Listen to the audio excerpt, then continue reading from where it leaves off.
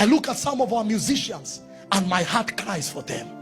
Some of them, they are fame hungry, that a man can produce a song that looks like pornography so that men can talk. That is the appetite of fame. And and I'll show it by this scripture. What that young man does not know, he could be opening a door of iniquity for his own children. He may not pay the price, but his children might be the one to suffer. So it is a serious matter. We don't live for ourselves. We don't live for grams. We live for Jesus. There are things you do, they may not affect you because you became a tool that the devil can use, but you have opened a legality in the spirit. Have you not realized that some women participate in prostitution, then they open a door of perversion to their daughters and sons? By the time you give birth to a child, he's now going toward LGBTQ. But when you look at your past, there are certain transactions you are participating in and they open a legality. So that spirit wants to recruit everyone. I saw that video. I saw it. I began to intercede for the brother.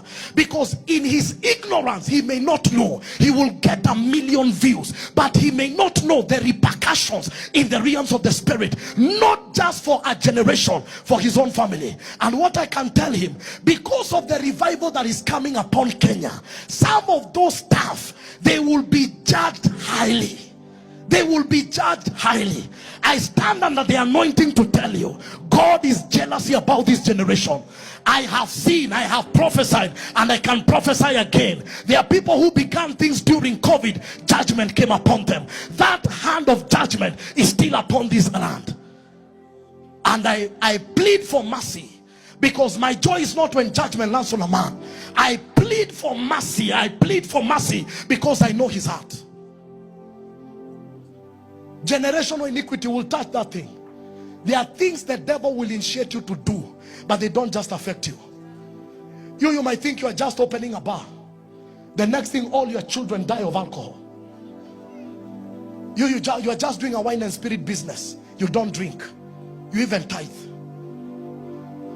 By the time you are 50, 60, all your children are in rehab. But pastor, people are doing that business. You need to understand, not every door is your door. Not every business is your business. Not every career is your career. These are some of the things people did, and now we have to pay prices because someone was careless on a certain door of transaction.